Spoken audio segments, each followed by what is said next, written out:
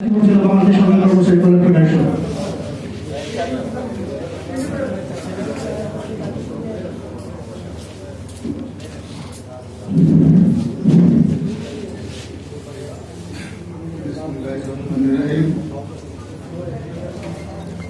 বাংলাদেশ সরকারি দায়িত্ব পরিষদ কর্তৃক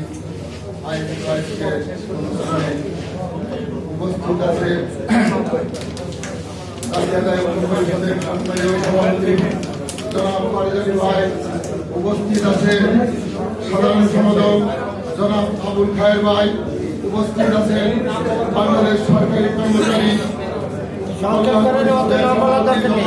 হান্নান ভাই সহ সকল নেতৃবৃন্দ উপস্থিত আমার সামনে উপবিষ্ট বিভিন্ন জেলা উপজেলা ও প্রতিষ্ঠান থেকে আগত নেতৃবৃন্দ সবার প্রতি আমার সংগ্রামী অভিনন্দন ও আসসালামু আলাইকুম। আজকের যে ৭ দফা আমরা এটা নিয়ে অনেক আলোচনা করেছি, অনেক সংগ্রাম হয়েছে, অনেক কথা হয়েছে, আর কথা নেই। আজকে কথা বলবো শুধু একটা, সেটা হচ্ছে যে আমাদের এখানে যারা নেতৃবৃন্দ আছে আজকে এখান থেকে আপনারা একটা কর্মসূচি ঘোষণা করবেন।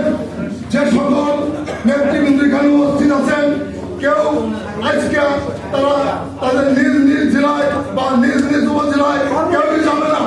আপনাদের কর্মসূচির পরে আমরা এখানে সেই কর্মসূচিতে অবস্থান করে আমাদের কিভাবে ৭ দফা দাবি আদায় করতে হয় সেই দাবি আদায় না করা পর্যন্ত সারা বাংলাদেশের একটি কর্মচারীও এখান থেকে বিতাড়িত হয়ে